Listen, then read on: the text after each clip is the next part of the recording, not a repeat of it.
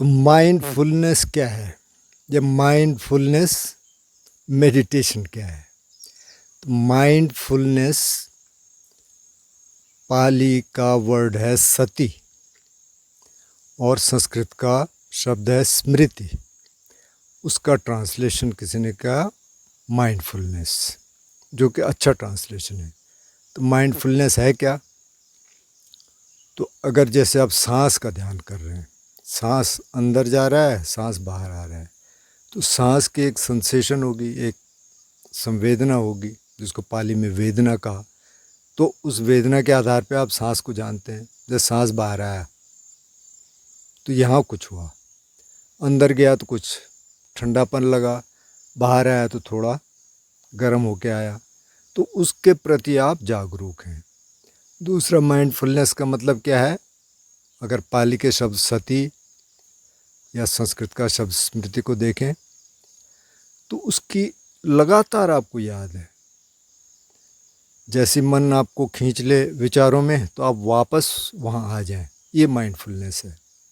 इसी तरह body awareness या mindfulness of the body, body में जो कुछ हो रहा है, बॉडी में कुछ हो रहा होगा इसीलिए हम उसको फील कर रहे हैं। मतलब कोई संवेदना है, कोई वेदना है, कोई सेंसेशन है, काफ़ी सारी सेंसेशंस हैं। अगर ऊपर से नीचे देखना शुरू करें तो वो हो जाएगा माइंडफुलनेस ऑफ द बॉडी। तो आजकल माइंडफुलनेस शब्द बहुत प्रचलित है और उन्होंने माइंडफुलनेस के नाम से ही मेडिटेशन का नाम रख दिया, माइंडफुलनेस मेडिटेशन।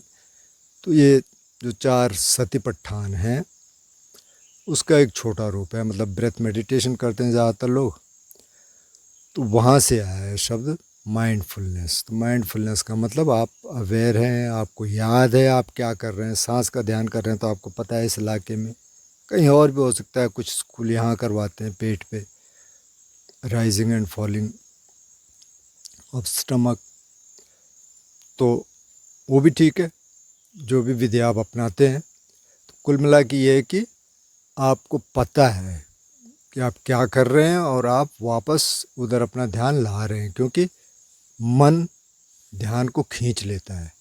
यही माइंडफुलनेस है और आप इसका अभ्यास करेंगे तो बहुत सारे फ़ायदे हैं।